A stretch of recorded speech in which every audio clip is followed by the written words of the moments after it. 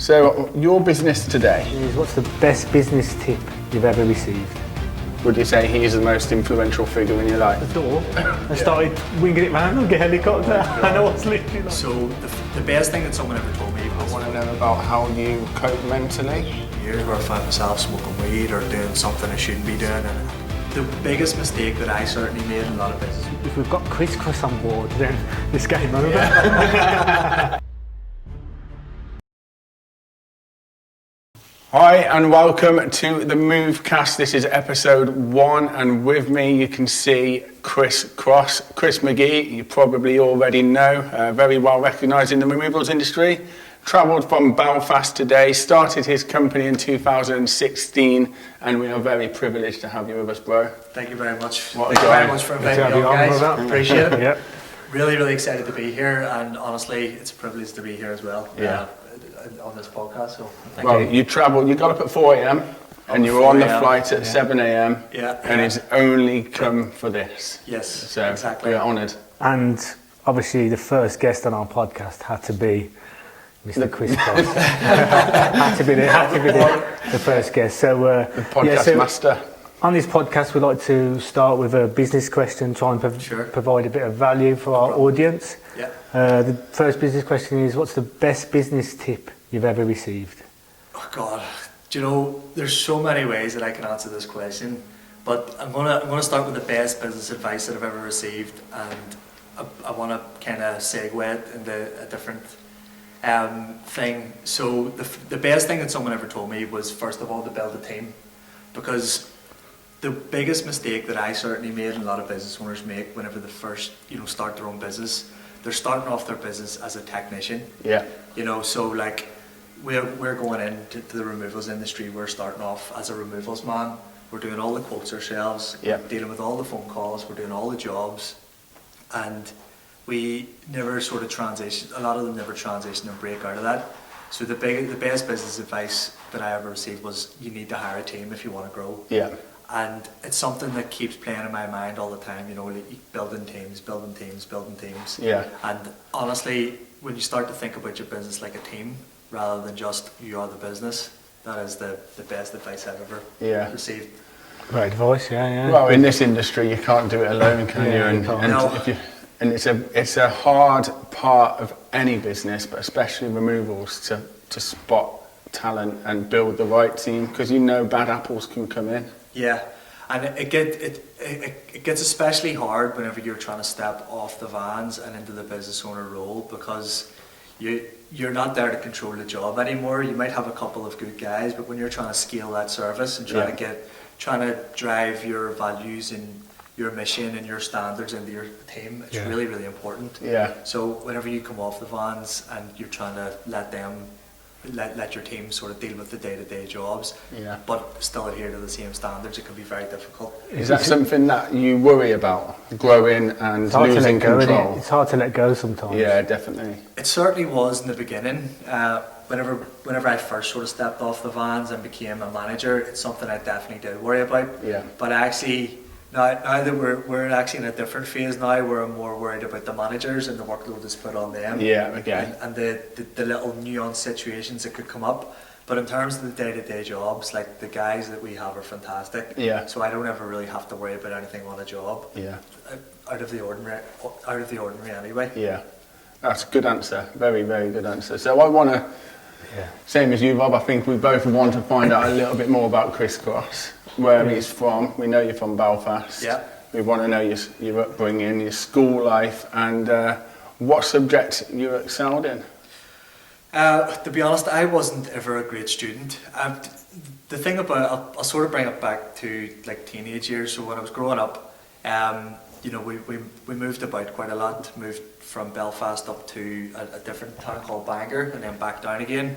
But as a teenager, I was actually very shy. Okay. I was very small. I had these weird looking teeth, and I had like glasses. So it was quite like almost like nerdy, which made me an absolute prime target for bullies. Yeah. Of course. So it was like throughout my teenage years, I was actually very shy and quiet. And it wasn't really till I got to about age 18, 19, where I sort of started to get a little bit chubby. And then I decided I wanted to do something about it. Boxing was like my go-to sport. I loved it. Okay. So I decided to start boxing, and it was only like then whenever I started sort of gaining a bit of self-confidence. And Yeah. you know, another thing that really helped was doing the boxing was one thing, you were losing the weight, but then whenever I started working in hotels and bars, I started getting a real knowledge of how to socialise and how to talk to people. Yeah. So that's really sort of helped me in my career. And you're talking to, when you're in bars stuff, you're talking to girls and stuff, and you're of gaining course, that yeah, little bit of confidence.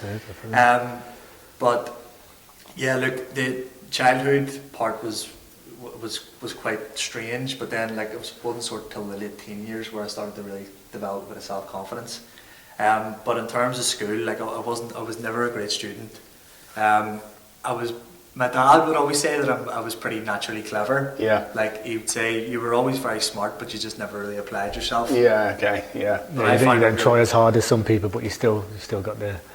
Yeah, well, funny, actually, there was one particular, I was doing a group project in university, and we had agreed, the 3 guys lived in Port Stewart, which was the place where the university was, and I was part of the group project, but I was travelling up and down to Belfast, and I was like a bit of a party animal back then. Yeah. I was in the hotels and wanted to be a student, and Yeah. didn't really apply myself, but we had agreed, we all had to do this set amount of work, and one of the guys then sort of changed everything, like right in the middle of the project, and I didn't see them for about a week, and came back. Yeah. I presented my work, and he told me, we're not doing that anymore.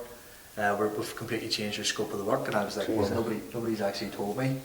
And they ended up going to the teacher the next day, and saying to him, or the lecturer at the time, and they told him about it. And then he basically kicked me out of the group and told me I had to do the whole project myself. Oh, bloody hell. And I was like, what an absolute! I was really, really annoyed because it was such a bad move. Somebody could have communicated to me. Yeah. But I actually ended up scoring higher than them in their group project, and I done the whole thing myself. So, like, I always had the natural ability, but I was always just lazy when it came to university. Yeah. So it was only really when I started working, I started really applying myself. Yeah. And when you came out of university then, Yeah. and you got a job, or did you start a business then? Have you always had that entrepreneurial blood? What was your first job? What was it? Your first ever job? My first job, I've been working since I was 12. I used to work in my dad's bar and pool hall. So he owned like a pool hall, and I had a bar underneath it. Really, really popular place in Belfast. But we used to go in and we used to hoover the snooker and pool halls in the morning. And then I remember the first day he brought me down to the bar and asked me to empty a bottle skip. And there was like half a sausage inside of it and said like a big puddle of beer. And I was like, yeah, no, this work and carry on isn't for me. But I'm really glad, because even though every week we kept going back, we were working from very early on. Yeah. I feel I had a real advantage by the time I got to 17, 18, 19. Without doubt, yeah. When I had really found my stride with work, and everybody, a lot of my peers were just catching up and didn't want to work. So you gained a lot of life experience then. Yeah. So let me just go back a minute. There was a job role for a 12-year-old hoovering out snooker pockets. Yeah, but it was his dad's place, wasn't it? It was his dad's place, so, Yeah, but that was the job role he created. Yeah. Hoover out the snooker pockets. Yeah, basically cleaner slash sausage picker. Brilliant. Whatever way you want to put it. Mate, it's Belfast, isn't it? That's right. Yeah, it's just Belfast. That's what happens. So obviously you're from an entrepreneurial family then. Yeah, Yeah. Dad was a businessman and a very good one, so he's been able to guide me a lot over the years, and he's given me some really great advice. But yeah, it's good to have someone like that. I've always really looked up to him. Yeah. Would you say he's the most influential figure in your life? I would say that he is. Yes, I would say that now he is. As a boy, when you sort of transition into becoming a man, maybe there's a bit of pushback against your dad. But, as the last few years we've really got close. But if I need advice or help, I would usually go to him, because he's been a very important figure, and not only because I would be quite an impulsive person, and sometimes he would bring me a little bit back down. Yeah. But then that energy, whenever you're going for something exciting, can be a double-edged sword. Yeah, of course. So you need someone to bring you back down to earth, but then you also don't want someone like holding you back when it is a good decision. So, but we always seem to find some sort of nuanced balance when we're talking about things, and he is a great guy to go to for any advice for anybody, really. Yeah.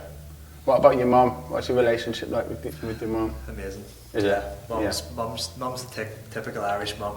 She Yeah. loves to. She's always like that. Dad always made sure we were. You know, he was worked a lot when we were younger. He wasn't always there, like in the house at times, because he Yeah. worked long hours, late nights. Mum was always at home, so Mum kind of kept us alive, got us to school, cooked our food. Yeah. Really made sure we were well nurtured, and was really had that like positive sort of feminine role in our Yeah. lives as well, which was amazing. So Yeah. even to this day, me and my mum have a great relationship. So I'm Plenty of Irish stew, was there? Lots of Irish stew. I like the fact what you just said there, because that's something that me and Tash refer to. Yeah. Tash keeps the kids alive. I keep them having fun. Yeah. You know what I mean? Yeah. And I'm obviously not as there as much as Tash. Yeah. But Tash definitely keeps them alive. Yeah. I Exactly wouldn't the know same when to- setup. Yeah. Yeah. I think it is for every business owner, to You be fair. think, Innit? yeah. Maybe, yeah. We were brought up on turkey dinosaurs. Yeah.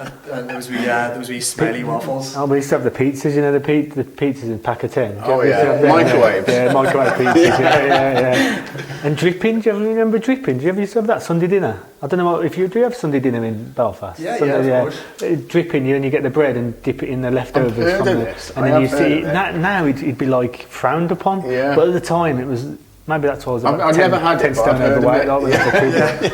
Yeah. Just the Sunday dinner. The Sunday dinner is kind of a universal thing. Yeah. Sorry, we digress. So jobs. You was working at a bar. What was your next job? So from the bar, I kind of worked in bars for quite a lot of years. So I transitioned from working at my dad's place, then I went to another bar in Belfast, and then I ended up moving into hotel work. So I was working in the Hilton Hotel for a long time, from supervisor, waiter, barman, waiter, then on the supervisor for a very short period of time. And then after that, I actually went into a telesales role selling car insurance. Oh, did you? Yeah, but it was for like over 60s. It was called RIAS, car insurance. And seeing now that I look back, it was probably one of the dodgiest insurance companies ever. Yeah. Just like, sometimes you're calling people selling them insurance, they were like 80 years old. Yeah. And they were like handing you over their credit card details. It just felt wrong. But Did you think you learned a lot in that? I definitely learned a lot about sales, for sure. Yeah, it's a good skill, good life skill to have in it. Sales, like definitely, Yeah. without a doubt. Yeah. I always say to anybody, if you're trying to progress in your career, especially if you're early on, if you learn marketing and sales, they're the key roles that you want to be focusing on early if you really want to get a good job. No, I agree with that completely. I used to, people who know me know that I've had about 200 jobs. I was quite lucky to find Warren's in the end, but I've been through every job going, haven't I? Yeah. And one of my jobs, I used to sell soffits, fascia and guttering. Yeah. Used to get leads. I remember that stage. Yeah. You used to get leads, didn't you? So you used to get a text message, and then you used to have to go to the house and sell guttering. It wasn't like a proper job really. It was like I'd get a call and they'd say I've got a lead and it's in Worcester. You need to go now, and I'd have to put a suit on, and I'd go and knock on the door, and I'd always shit myself and try and sell guttering. But I learned so much. Do you know what I mean? I learned how to handle customers. Cold sales is a big one, isn't it? Cold sales is probably one of the most difficult jobs to get into. Yeah. But once you get past that, people slamming the phone, shutting the door, it kind of does give you that little bit of confidence. It did. I learned a lot. I definitely brought a lot into Warren's Removals just from that. Yeah. And in fact, I hated that industry. Do you know what I mean? But it's actually benefited me now. Yeah. Why did you hit the industry? Because it was cutthroat. Yeah. And it was what I hated about it is you sat in the living room with like Mrs. Smith. And you'd say, I measured up your guttering and it's going to cost £4,500. And they'd always be like, God, I'm going to have to think about this, or I've got to speak to my son or something like that. And then this is company policy, you'd have to bring the manager in front of them, and then the manager would then tell you how to act, and you've got to barter with it. You kind of have to apply pressure, do you know what I mean? Yeah. And then they'd say, we can offer you 50% off if you sign now, and it was very forced. And it was horrible, do you know what I mean? I hated it. Yeah. And then if you didn't sell, you'd get crucified, in meetings and stuff. Yeah. It was horrible. So it's using the tactic, the authority takeover. You were phoning the manager to then get the discount. But I've been in a very similar sales job for a very brief period of time. I always thought it felt sleazy and it felt, it didn't feel right. when you're selling removals, and I certainly feel when I'm selling my removal service, I can honestly paint the picture because I know I'm passionate about it and the service we deliver. If you're trying to sell something that's not, that just doesn't feel right, there's always like an element of it's like you're losing your integrity, isn't it? It shouldn't feel like selling, should it? Do you know what I mean? Sales, it shouldn't feel like you're selling something. No. You should just be guiding someone to the product. One thing that I'd never want to do with Warren's, and I've told all the staff, is I'd never want it to be target driven. I'd never be like, why didn't you win that quote? Why didn't you do this? You know what I mean? Yeah. Because it applies too much pressure, and that's when the team can fall out of love. Yeah. You know what I mean? You can flip that on its head and say, you know, if you're using the data in a positive way, you could go, right, well, you didn't get this many quotes accepted, but you got this many quotes accepted. Why don't we jump on and analyse 2 or 3 of each call and see maybe what you did wrong and what we can improve on? That would be a real positive way to spin it, rather than you know, sort of apply that sort of pressure on people. Yeah, exactly. It's what I want to do with Waz's Zoom calls actually for I-MVE. The good ones and the bad ones. We just need to start analysing it, don't we? And see the percentage at the end. Has he got a 45 minutes? I'll tell you what. He's got a not a bad success rate at the minute. Actually. Yeah, I'm doing alright. It's just some people with I-MVE. Obviously, everyone's busy. Yeah. And I really like doing Zoom calls so I can show them the software, how it works, do a screen share with them, like I did with you. Yeah. But some people just be like, no, I'm okay, I've just got no time, can you just send me a login kind of thing? And I don't like that because I want to get to know them as well, I want to build a relationship and stuff, so that's something that I'm trying to push. Yeah. I love it when I get a Zoom call. Yeah, you do. I absolutely love it. Yeah. There was a stage where he was getting like 3 a day, weren't you? 3 a day. And I got 3 this week, 3 next day, and it was like he set your office back there. Yeah. And it was good. But hopefully we'll get more of the same when we launch. Yeah, keep them coming. People like you using I-MVE now, you know, hopefully you can be a bit of a support for us. Yeah, absolutely. I mean, there's just initially from us starting to use it, we're just still in the transition phase, but already I can see, and even with speaking with your team today, like I actually asked your team, like, you know, is there any little subtle nuance things that you could maybe teach me to be more efficient? Yeah. And Esther was able to show me a couple of things, which was really, really good. Yeah. Just little things that you may not pick up on for a while, and she was able to just show me. You just know that it's going to be more efficient as time goes on. Yeah. But like with implementing any new system in a business, you know, there's always teething issues and people trying to get used to it and stuff. But like, it's my job to look at the bigger picture and go, right, in 5 to 6 months' time, this is going to be really, really great for our business. As I'm sure you guys have already seen. Yeah, no, without doubt. Hopefully, you know, it's great to have you on board.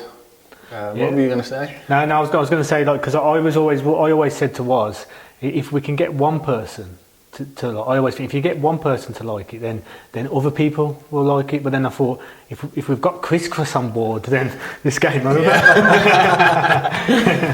That's generally what I thought. Like, because obviously I didn't know you personally, but I knew you through the social media, and I think he was probably up there with one, bit better than Warren. And I thought, like, Warren's had you in on the course, and you just sounded like a ledge. So I thought having you on board's top notch, mate. So happy to have you on board.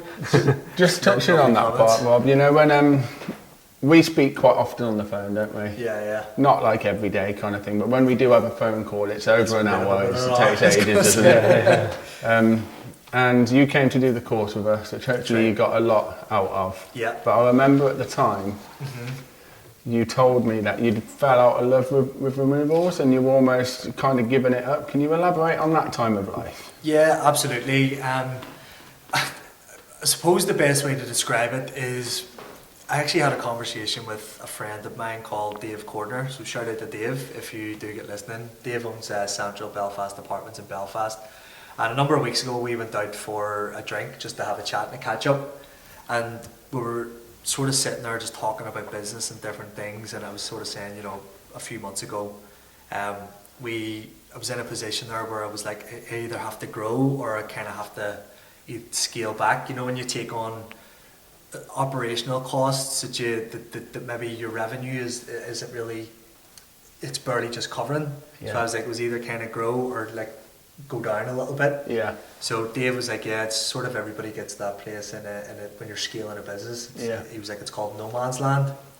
So whenever you go from solopreneur to business owner, and then you're trying to grow, there's like a little awkward phase in between called no man's land where you're not really making any money. And I was like, that's a really good way to put it. So I suppose the best way to describe it is I was in no man's land. Yeah. Yes, my lifestyle was paid for, and yes, everything was going good, and it was a nice lifestyle business, but I kind of wanted to get to that next level. Yeah. And we had the operating expenses of an office team, of all the movers, and then obviously we had our storage lease as well. And at that time, when we had good weeks, everything was brilliant, but when we had bad weeks, it was really taking a hit on us. Yeah. So it was kind of like, and I was dilly-dallying around whether or not to grow, and it was actually, coming on this trip and seeing what kind of gave me a bit of inspiration is to go, right, we need to get to the next level. I can continue doing this, and maybe we can teeter around for another 6 months and just kind of keep going, but I was like, I think now is the time to go for it. So just coming here gave me a bit of inspiration to do that. And that's probably the best way I can describe it, that I was in no man's land. Yeah, that's a good way to put it. Without a doubt. Yeah. So I don't know if you experienced that whenever you were trying to grow and sort of take a step back. But obviously in the busy season everything's good. But when you're in January, February, March time, it can be a little bit. I think when you start a business, it's all exciting, isn't it? So it's all exciting. You're building, then you start to make money. But then as you say, you probably get stagnant, don't you, for that period. And to be fair, I think that separates the average from the best. Because if you get past that period, then not everyone gets past that period mentally. Yeah. See what I mean? So that's when you can excel, because everyone will have that period. Yeah. I think it's how you get through it, really. Yeah. I think that's a good point. Yeah. Quite a lot of people would slip back at that point. Yeah. Yeah. But if you can power through and beat through that wall. Yeah, and I also like to be working on project style work now. If we've got a goal to reach within the business, I like to be teetering away at the project rather than managing the day-to-day operations, and that next stage of getting the storage, and obviously having inspiration from here, seeing, instead of me going, right, let's start off on a little bit of a smaller scale, but let's get us to that next step. The next step was the storage. I had a project in mind, and I was able to kind of go hard from the 1st of January whenever we started back. Well, actually, I took a week in Mexico first, and then I went really hard after that. That gives you a rest. That also gives you like inspiration. Do you know what I mean? So, everyone needs a rest. I come up with my best ideas generally when I'm away and I'm on holiday and stuff. Yeah. Or when I wake up at 2 a.m. and can't get back to sleep. You just wake up and your brain's going. You're thinking like all sorts of creative. I don't know why are you so creative at night? I just weird, I never write anything down either. I just think it and then forget it in a few hours. Yeah, that's what you need notes, isn't it? Well, what removals then? Why removals industry? What kicked it off? Good question. I suppose the simple answer to this, and I'm sure everybody, many people feel the same when they get into the removals industry, is that it happened accidentally. Okay. So, I find most people that either can get into the moving industry either accidentally or generationally.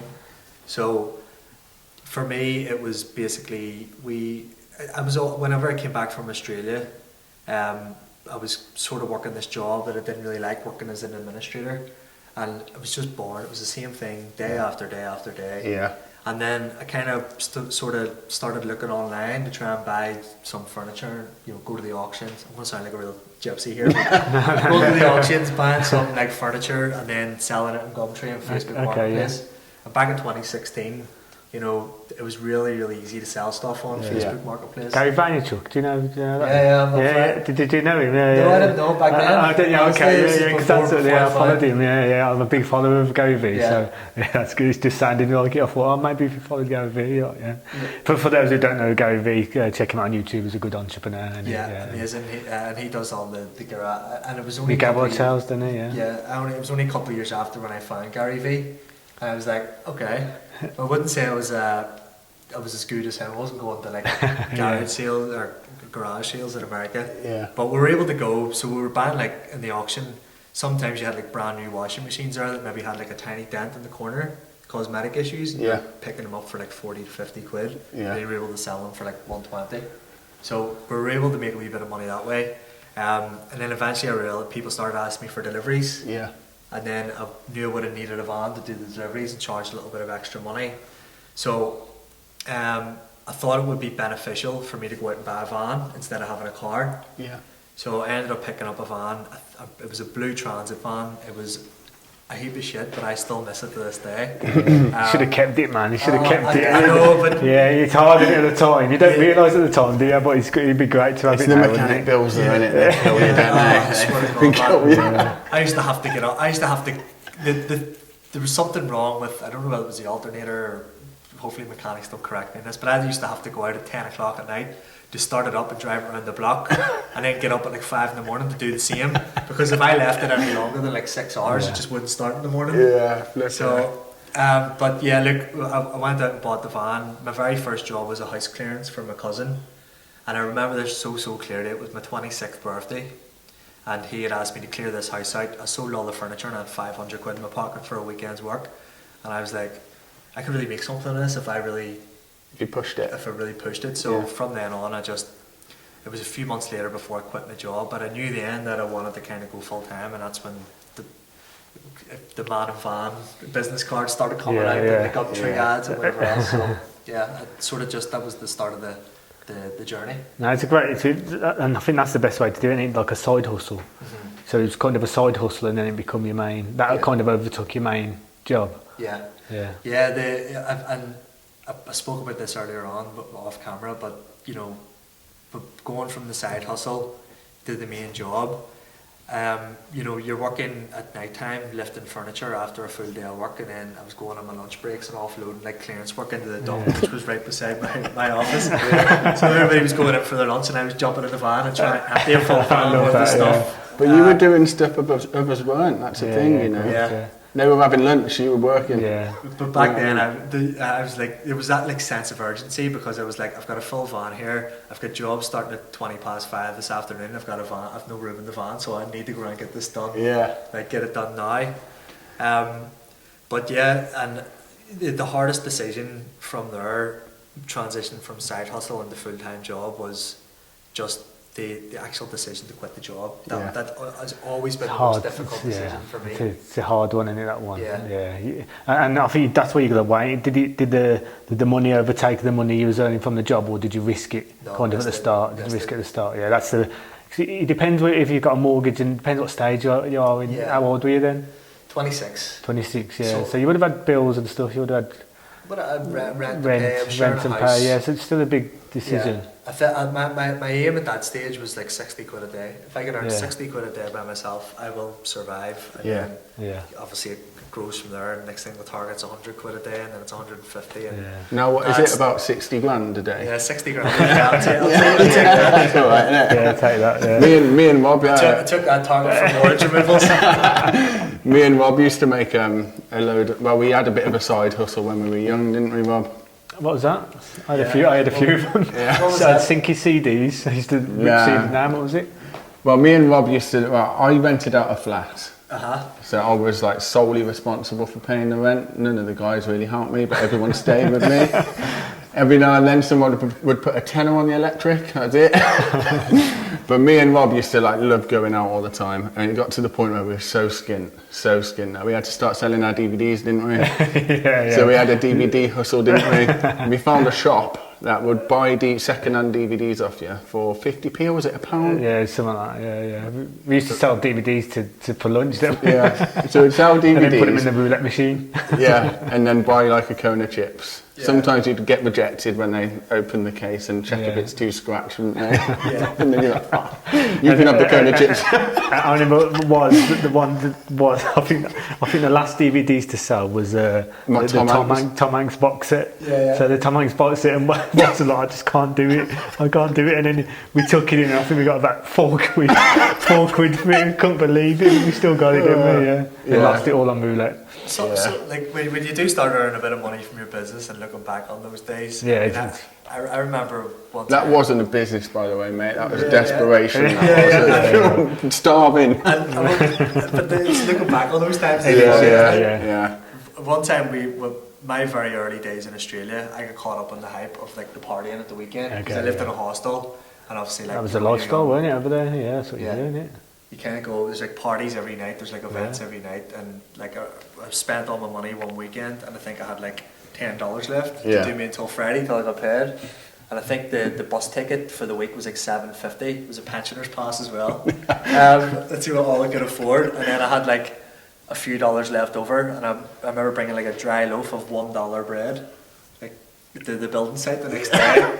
And all the builders had all their nice Thai meals, and they were sitting eating away, and I was just sitting eating dry slices of bread. And they were going, do you want us to get you some food? And I was like, no man, I love dry bread. I love dry white bread. Trying to hide it, like, yeah. Eat it every day. I could do some makes water, it stronger, doesn't it? Oh, good times. Yeah, so good to look back on them days, isn't it, to be fair? Absolutely. Go on, Woz. So your business today, yes, 2023, what size are we at? What are we offering? And where are you looking to go? Okay, so as of 2023, obviously we've started our storage business, so we've now got 100 crates of storage with 30 more coming.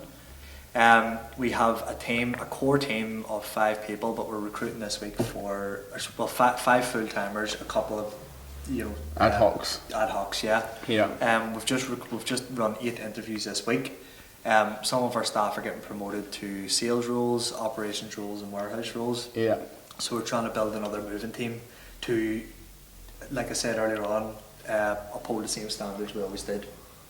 So we're looking to take ourselves, at least we're looking at another 30% in revenue to the business this year, or more if possible, depending on how the year goes. But yeah, it's kind of one of those, every time you think you need to just pull back a little bit, another opportunity comes along to just keep pushing forward. So that's where we're at the moment. We've got a team of 5 looking to expand to probably about 10 by the end of the year. Amazing. Yeah, and I would like to add another. We've got 3 Luton vans. I sold one last week. We've got 1 10-ton lorry. I've been looking at an 18-ton lorry and possibly another 7.5 ton to add to the fleet by the end of the year too. And what size is your storage offering at the minute? Did you just say that? Yeah, so we've got 100 wooden crates. 100 wooden crates. But we've got another 30 on the way, so we're going to finish out that first warehouse with about 130. And what's the What's the percentage full at the minute? I don't know exactly, but I would say we're probably about 60 to 70% full. Yeah. I'd say we're probably about 60 on. Yeah. That's probably a good percentage though, really, isn't it? Because then it allows for last minute stuff, doesn't it? Yeah. You don't ever want to be at 100% capacity. 97% is usually a good place to be. Sometimes we are at 110 here. We've got it all in the office. We've got it down corridors. We've got stuff in the loft. Our first ever podcast, just me and Woz, it was like it was full there, wasn't it? Although it might not look like, but it was like crammed up in the corner. Yeah. We just say yes to everything, That seems to be our way. Yeah. But then you grow from that, don't you? Yeah. One of my famous phrases is just leave it there for now. Yeah. Leave it there for now. Leave it there for now. 6 months later. We'll sort it out next week. So storage, do you use I-MVE for storage, do you? Yeah. How are you finding that? Amazing. We're promoting one of the guys, the warehouse manager, and he is really enjoying looking after it. We're still getting to grips with. We got our site plan up the other day. Did you get the site plan up? Okay. Yeah. So that's been very helpful. Yeah. But even just knowing which crates are available and which ones aren't, a spreadsheet for me, unless it's not very pleasing on the eye. No. Whereas I-MVE, everything kind of just flows It's nicely. just there, It's really easy to add and end contracts and see what's available, what's not available. Yeah. Sometimes spreadsheets only make sense to one person, don't they? Yeah. The person who created it. Yeah. With I-MVE, it makes sense to everyone. Yeah. What about the recurring invoices? Have you started using that on the? I haven't actually, because we have everybody on a go cardless. So we use go cardless for recurring payments. So we haven't actually used the recurring invoice system. Oh, okay, yeah. But it's certainly something going forward that we're going to try and plan to use. Amazing. Cool, man, so you're enjoying it then. So the transition across. Yeah. How are you finding that? The transition for me was okay. For the team, it's been a little bit more difficult because people have had days off here and there, and even I have had days off. It's been a wee bit more difficult for them, but now that we've all kind of got up to speed with it, everybody seems to really enjoy it. It's the thing I like about it most is that it's we don't need a system now for storage. We don't need a system, a CRM. We don't need a system for vehicle management. It's all done under the one system, and it's all on tabs. It's easily accessible through your phone. It's easy to sign off job sheets. I don't have to go in at 6 a.m. when I forgot to print off a job sheet. To go in and print the job sheet for the team. So were you printing before? Were you? We were printing, we printed them and had to get them signed and stuff. But of course, there's always one guy in the team that doesn't have any credit on his phone, so he can't access WhatsApp. Send him a PDF. Look, so that was. Well, what would you say your favourite feature is on I-MVE? Favourite feature is probably the storage. Storage section, Being able to see what we'll have available and when has been really helpful. Amazing. Well, thank you for the kind words. But I want to go back a little bit more. Okay. I still want to dive into your business. Sure, okay. And in a different kind of aspect now, though, but I want to know about how you cope mentally. Okay. It's a lot of pressure running a removals company, not just with staff. Like, staff are our biggest credit. Mm-hmm. They let us down sometimes, but without staff, we wouldn't be able to run our business. Absolutely. Customers are very, very tricky, some of them. Mm-hmm. Solicitors are difficult to deal with. Last minute jobs, cancellations. How do you cope mentally? I know you work out a lot. Yeah. We know you're big on that. Yeah. Do you have any bad habits? Is there anything that you can slip down a dark alleyway kind of thing? Absolutely. Look, I mean, without getting into it, yes, I'm a very disciplined person. I'm quite good at getting up in the morning, getting things done. Getting past bad days, just because at the end of the day, we've got responsibilities. Yeah. And I truly believe that if you're going to choose to run a business and you want all the rewards of running a business, then you must be able to handle the responsibility of doing that. Yeah. So you've got responsibility to make sure your staff are paid on time. You've got a responsibility to make sure that your customers are looked after, to make sure your accounts are sorted, your taxes are paid, your health and safety's up to scratch. To name just a few. So first and foremost, if you need to handle that amount of responsibility, you need to be in a place that's a good mental place to be able to do it. And I find the best way for me is when I'm training regularly, I'm eating good food. My best time is if I'm training at 6 a.m. I usually walk the dog at 7.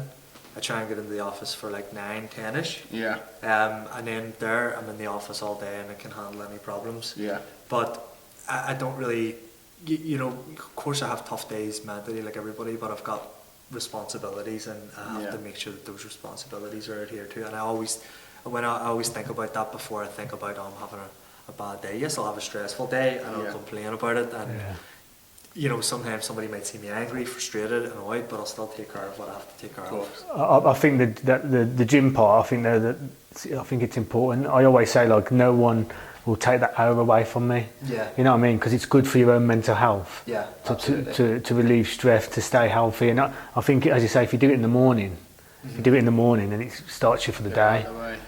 It starts you off great for the day, and that's my mechanism of coping with stress when I'm living a good lifestyle and I'm training regularly. For somebody else, it might just be walking the dog or going for a massage or do whatever self-care means to you, and whatever's going to help you perform at your best. Then figure out what it is and make sure you incorporate it.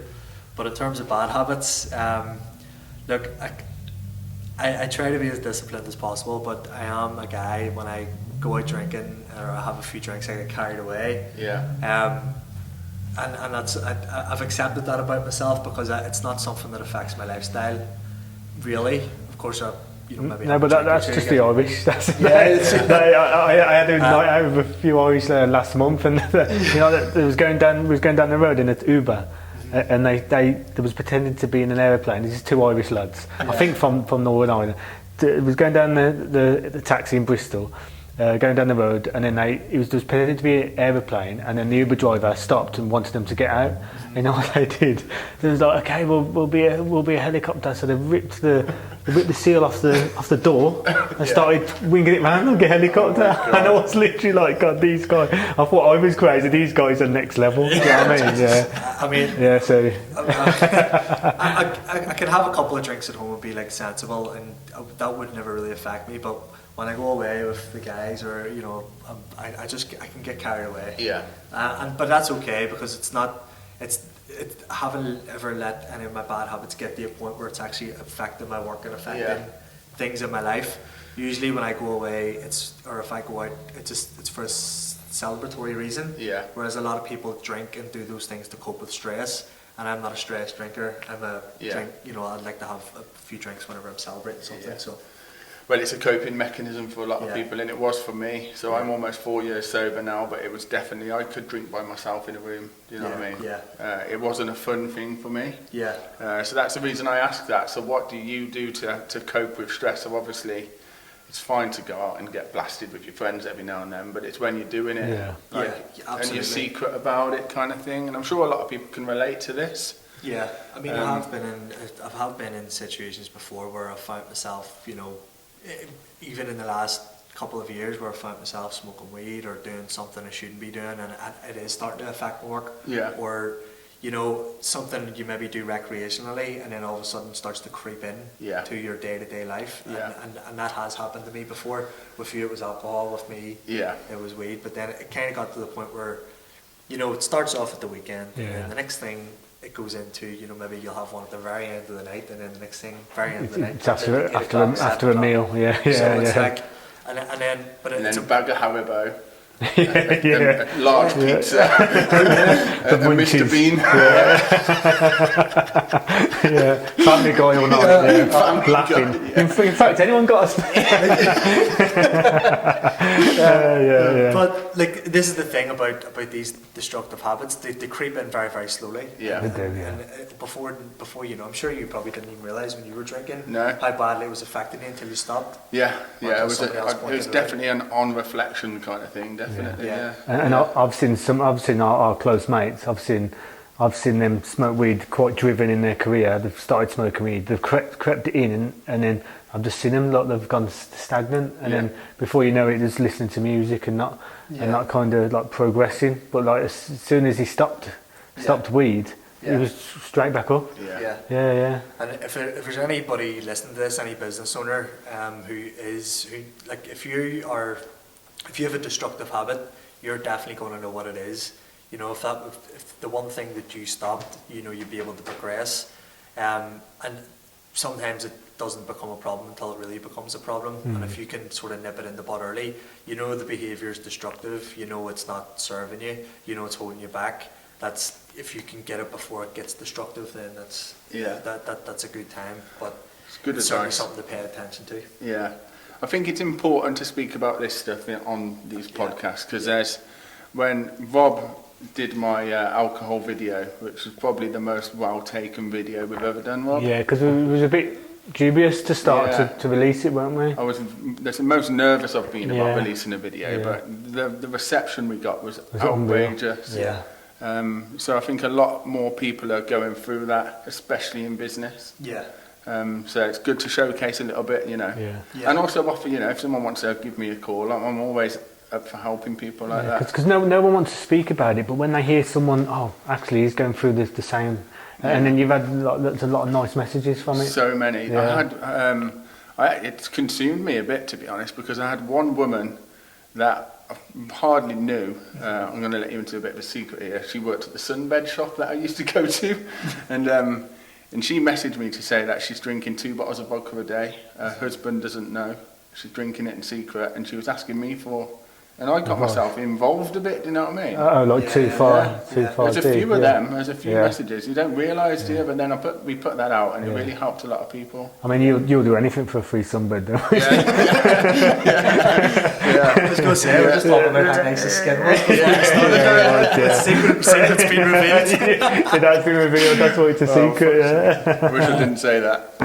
But honestly, you know, it goes to show, doesn't it? It really does. Alcohol can literally take anyone. And this is the thing as well, you know, so many people are hiding this, and this is why I'm sort of speaking to the audience now. If you know you've got a destructive behaviour, do reach out. By the way, reach out to me if you've been down the road of, you know, being addicted to weed before. Reach out to Warren about the alcohol. And I actually remember quite clearly, I was going through something. I had a couple of bad days because of different things, maybe about a year ago. And I was texting you about something, and then I said, I'm having a bit of a bad day. And you called me straight away saying, is everything okay? I said, yeah, I'm not really, you know, maybe partying a bit too much the weekends and stuff. And you really talked me through it and really helped. So, you know, it's important to have people around you that are people you can reach out to, you can feel you can reach out to. Yeah. It's good to talk, isn't it? Yeah, it's about, and a lot of people say about the word balance. I prefer the word control. If you can still, if you're that kind of person who can keep your habits under control and it doesn't affect your day-to-day life, and you want to have a bit of a blowout now and again, there's nothing wrong with that. But if it starts affecting your life, then reach out to someone and get some help, because it will slowly get worse and worse. Yeah. Moderation, isn't it? Let's be honest. Moderation, moderation. Yeah. So go on, I'll let you talk. Sorry. We'll kick it back to what do you think of the removals industry at the moment? What state's it in? Is it busy? Is it quiet? Is it? It fluctuates week to week, month to month. At the moment, I think it's pretty solid. For anybody who is being who's advertising and being a bit more aggressive with their marketing and with what they're doing and their sales and whatever else. When I say aggressive, I just mean trying to be out there and have an online presence. I think those people are still staying pretty busy. There are, you know, the D players of the removals industry are now getting wiped out because everybody was an A player during COVID, and you know, if we're going into a bit of a difficult financial position, the D players are going to be eliminated, and it's only going to be the A players standing on top. And I certainly want to make sure Criss Cross is standing there, ready to take over some more market share. It's survival of the fittest, isn't it, in these times? Yeah. So with anything, it's, you know, at the end of the day, I know, you know, in the removals industry, we all have, you know, it's great that we all work together. And it's one of those industries where you're always going to need help from another company. Yeah. But at the end of the day, you know, you've got a business to run, so you still need to be put food on the table and trying to grow it, and so you need to be competitive. Of course you do, yeah. I mean, we've spoke to a lot of removal industries, obviously through I-MVE, but there's not really, I don't see the competitive likeness. Although I suppose it's because we get people from all over, and there's millions of removal companies out there. But I never see obviously you two are friends, and like everyone we've spoke to, obviously you run your own removal company, but I don't think that's played a part in people putting people off or anything. I suppose it's areas, and it's different areas. One thing that in your very similar characteristics is I want to be friends with every company. I actually live 2 doors away from a removals company. He's been trading over 20 years. He's happy with his 2 vans. He doesn't want to grow. And I offer him advice. I have no competitors whatsoever.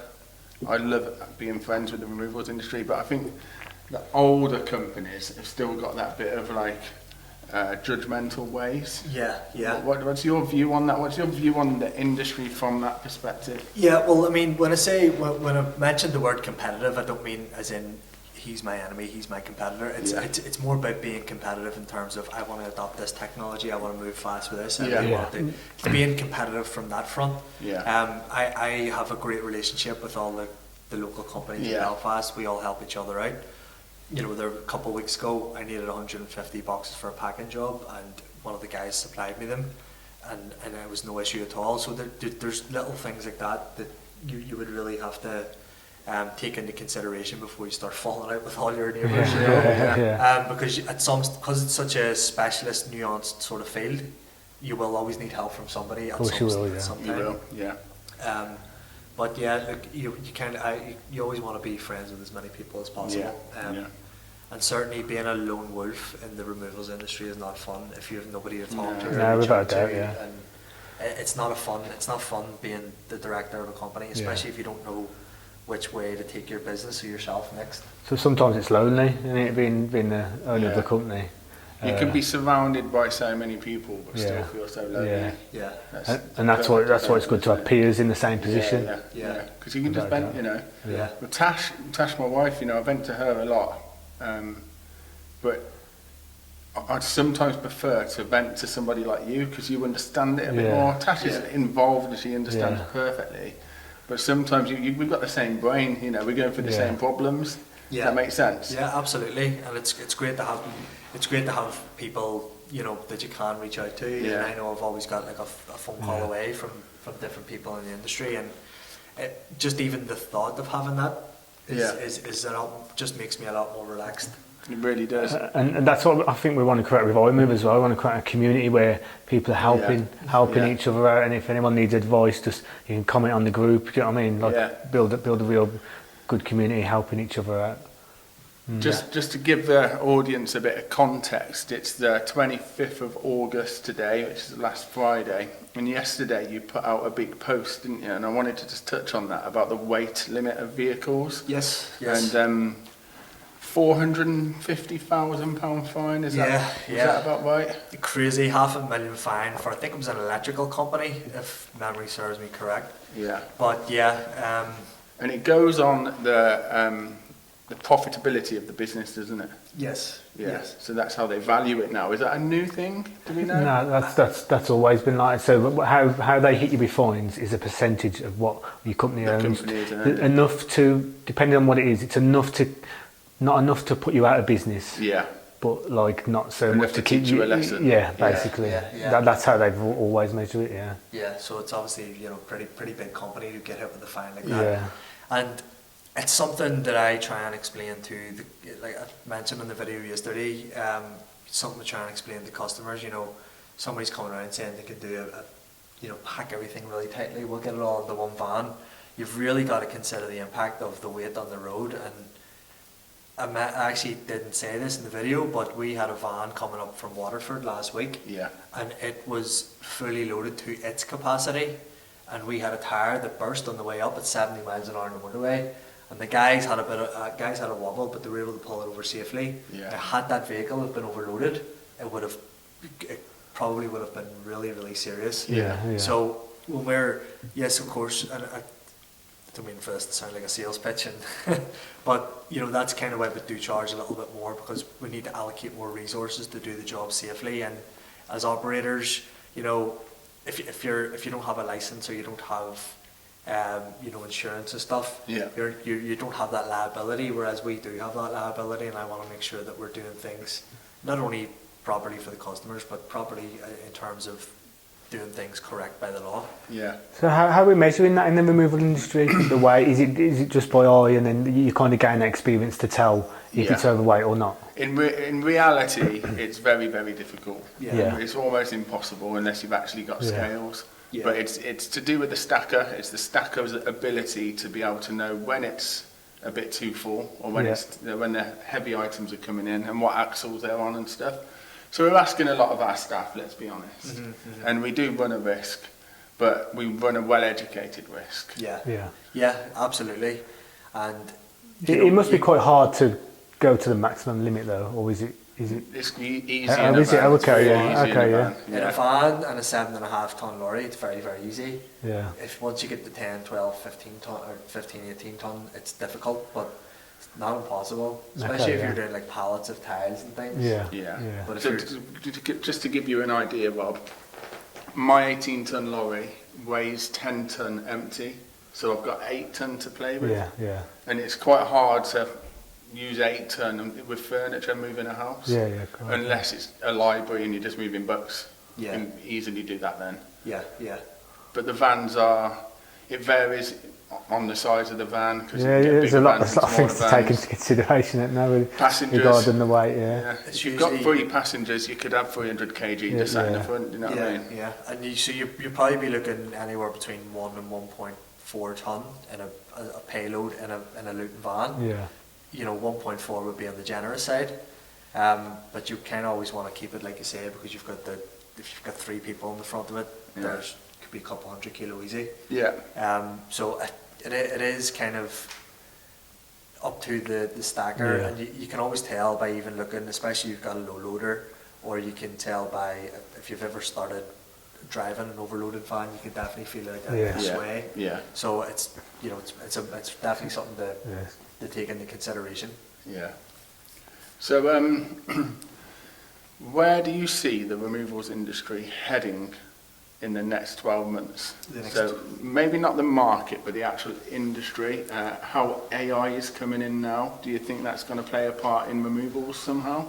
Yeah, I think for, the good news about AI and removals is it's not going to replace the actual movers. So there's always going to be a place for the guys that are actually doing the moves. So there's, those jobs are safe. I think all the jobs are safe in terms of, even office and things. There are ways we could slicken up your website and back-end operations and automations with AI. Yeah. But I think over the next 12 months, I think every removals company owner should definitely start getting used to using AI. Yeah. And train all your staff on how to use AI, because it is a great, I don't want to say second brain, but it's great to bounce ideas off, and great to do, it's great to be playing about with, because at the end of the day, with it, maybe not in the next 12 months, but certainly in the next 36, being able to use AI is going to become a really. I mean, we're looking at ways to integrate it into I-MVE. I think we're going to get the financial section out of the way, and then we're going to look at, because in our industry, obviously the software, you can use it in abundance, and there's loads of ways to use it. And I've already used different softwares that are using it and implementing it, and it's the future's bright with AI. The way I think about it is, if you couldn't use Microsoft Office 10 years ago, you were very limited to your jobs. If you can't use software, depending on what field you're in, but if you don't have the ability to use any software in 2022 or 2023, forgot the year there. 2023, you're going to find it very difficult to sort of get a job in today's market. In 5-10 years, if you can't use AI, it's going to be the same thing. I just think it's another tool. It's another tool to do the task. I mean, it's like we never used to have big machines to dig holes. You know what I mean? That's the way I look at it. People used to dig it themselves with a spade, and now you got a big plant hire to do it for them. It's just the same. It's exactly the same. It's like the internet when that come out. I mean, everyone was like, "Oh, the internet's now the internet it's like a second world, isn't it?" Yeah. The reason we're at the top of the food chain is because we can adapt, humans. So we should be able to adapt to this. We adapt to everything else. But the scary thing is AI actually taking over. I've watched a few podcasts who, it would.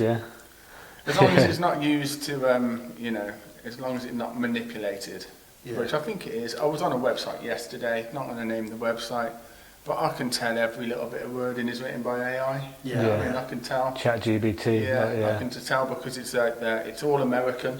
Like the spelling's American, so I instantly know. Whether I'm just in tune with that. But I don't know whether that's going to backfire on the website's analytics. And I think it will. On the SEOs and stuff, it will. You see, the thing actually. Please, somebody reach out and correct me if I'm wrong, but if I think the way that Google is working is their algorithm, it's not about AI detection, it's about whether or not the AI for the website copy is actually useful for the end user or customer. So if you use AI and it's still really helpful and useful, Google will rank it. Right. But if you just have a very generic and it's not useful for the customer at all, then they're going to de-rank it. Because the more I'm using ChatGPT, I think it is quite generic with the answers. Like the words are kind of coming out the same, but it is a good tool for me to have in Locker, definitely, 100%. Sure. So let's touch a bit about social media, because this guy's social media is, I'd say, up there, best in the industry, up there.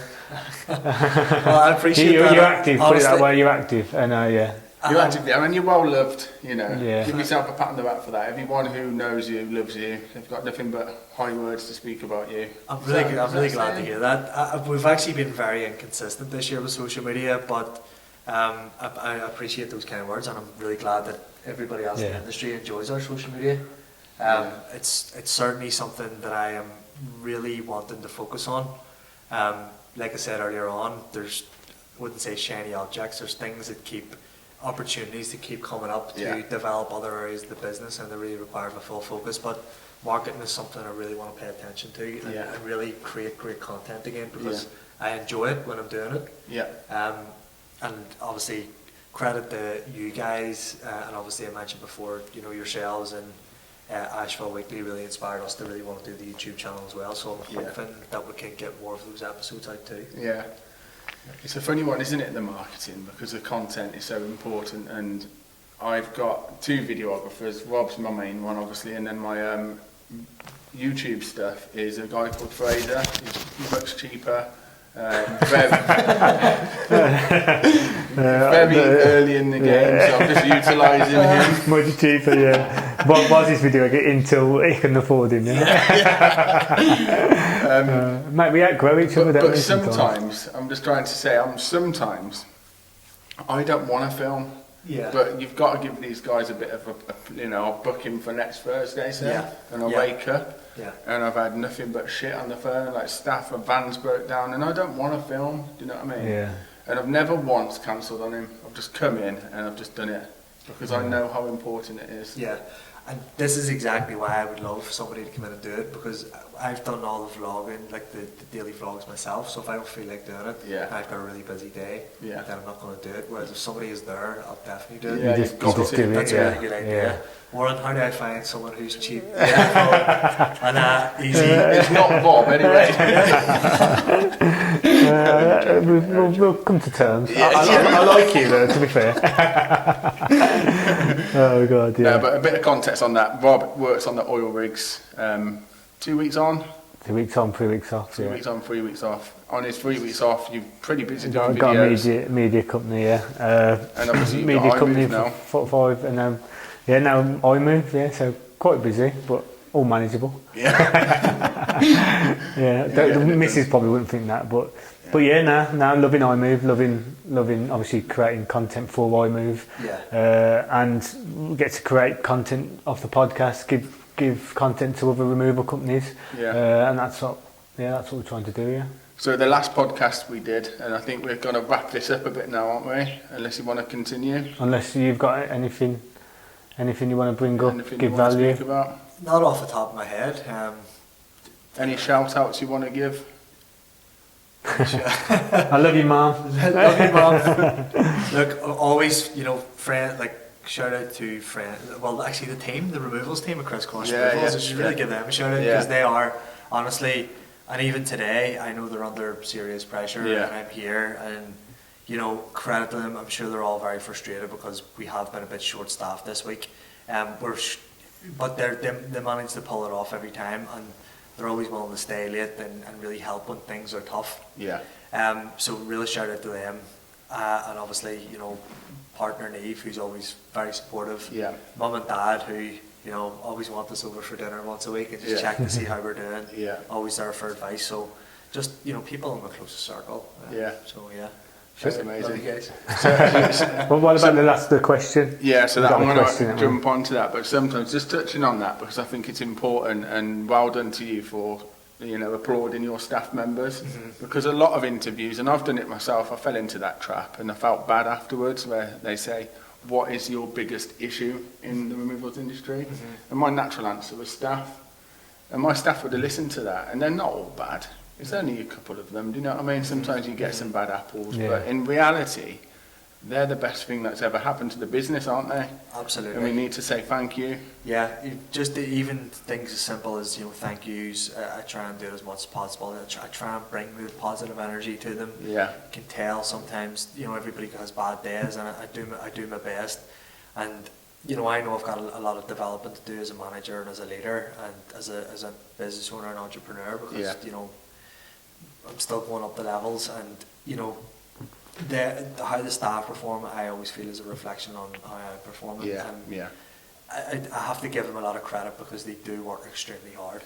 Of course. And they don't always complain to my face, but I know they see no matter what, they always make sure that the company's best interests are met, and how much more can you ask from your staff? You can't, yeah. I'm a massive advocate. I always say thank you. Whenever I see a staff member, I don't cross paths all the time, but normally when I'm here and they leave, I say thank you for today. I'll make sure I say thank you. It's a big thing for me. And it's not insincere, I mean it. Yeah. You know, I mean every box a staff member lifts for me, I appreciate. Yeah. You know what I mean? Absolutely. Yeah. So well done for congratulations. So anyway, the other guest we had on today, or we're having on today, sorry, is Mark Winterbourne, who you know, you've dealt with for a long time. Yes. And what we're doing is we're getting them to ask you a question. And I've got Mark's question here. Okay. And he wants to know from you, I can see how successful Criss Cross has been as I have supplied him for so long. What advice would you give to someone looking to start their own removals company?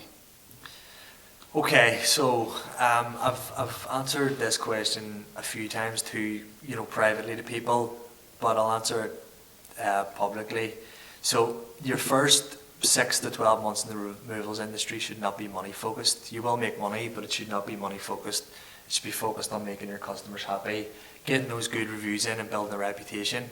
And throughout that process, in the first 12 months, you will lose money at times, and not all the time, but you will have to take the hit if you make a mistake, especially if you're not experienced. And if you can't part with money because you've made a mistake, then your reputation is going to go downhill. And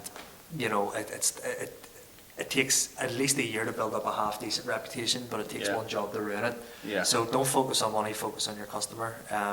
It's probably the main piece of advice I would give. And the second thing would be really think about your end goal. You can work 3 days a week if you have a couple of vans or a lorry, and you can work 3 days a week and you can make a really good living just doing that. Maintaining your vans, maybe have a couple of casual team members, and you charge a premium because you're doing a really, really good job. Yeah. And you work, maybe Wednesday, Thursday, Friday, let's say, and you can earn a good living. But if you want to go beyond that, then you better be prepared to really scale the business up. You need to become good at hiring. You need to become good at training. You need to become good at managing. And you really have to be able to step into that role as the entrepreneur and hire a team and focus more about building the team and looking at your business from an outside view. But if you're going to go up, if you want to get to that stage where you have storage, you have multiple vans, multiple staff, you are going to have to enter no man's land for a while, and it's not pleasant trying to get all those things in place. So if you're willing to go through that stress, then go through it, but it doesn't get any easier the bigger you get. It really doesn't. No, really but and I don't want that to sound negative or anything. But you better be, if you want an easy life, then don't try and scale the removals business. If you really love the business, or you're really committed to it, and I've had issues with commitment to it in the past, but since I've really committed in 2023, things have been harder, but they've been easier. The problems have been bigger, but it's been easier for me to deal with because I'm committed. So make sure you're committed. That's the best piece of advice I can give you. Amazing advice, mate. And Great advice answer. that I actually live by myself. So thank you for coming on today to mve-cast. If anybody's interested in trialling out I-MVE, you can use Criss as a case study. You can ring Criss at any time, he said, on a Sunday night as well. Sunday night, Where can we find you? Where can people find you? So if you want to find me, my Instagram, all my social media handles are at Criss McGee90. Criss McGee90, and then Should we tag them? We'll take it. I said Criss McGee90 and then 90, but I didn't want someone typing in 90. So is that words? Is that words 90. Or numbers or? And if I lived in Belfast and I was looking to move house, where would I find you online? What's your website? Sorry, crisscrossremovals.com. Is that what you meant? Criss Cross, all handles. All the handles. Criss Cross Removals and Storage website. Facebook, Google. We're there. Check out our reviews. Like I said, it's credit to our really, really great team. The fact we've done so well with the 5-star reviews. Amazing, mate. So Criss has got a YouTube channel out, and he's also got a podcast which he's kicking back off, and he's doing it a little bit different this time. Soon. I need to make a commitment. What day is it today? 25th, Friday the 25th of August. The 25th of August. By 1 week today, I will have the video editor hired and I will have the first episode out by the end of September. Definitely. And me and Rob are gonna... So this video will probably be out by the end of next year. Me and Rob are gonna guarantee, because you've took this trip, Yeah, we're gonna we will repay the come to favour. you. We will, Amazing. you know, you can Yeah. host us, you can take us out for a Perfect. meal, Absolutely. pay for that hotel. Yeah, no problem. No Yeah. problem at all. We'll get wild. Yeah. And we'll be on your podcast, so looking forward to that. How high maintenance are you in terms of hotels, Warren? I just like nice pillows. 3.5. I like nice pillows and Yeah. flavoured Baltic Yeah. water. Done. Him on the other hand. No. Yeah. The Ritz. I can adapt. I can adapt back to the old days of If he's living expensive on for videos, what do we think for a podcast? But thanks for watching, guys. cheers. Hope you enjoyed, and thanks again, Chris. Cheers, Chris, legend, mate. Cheers, man. Legend, legend.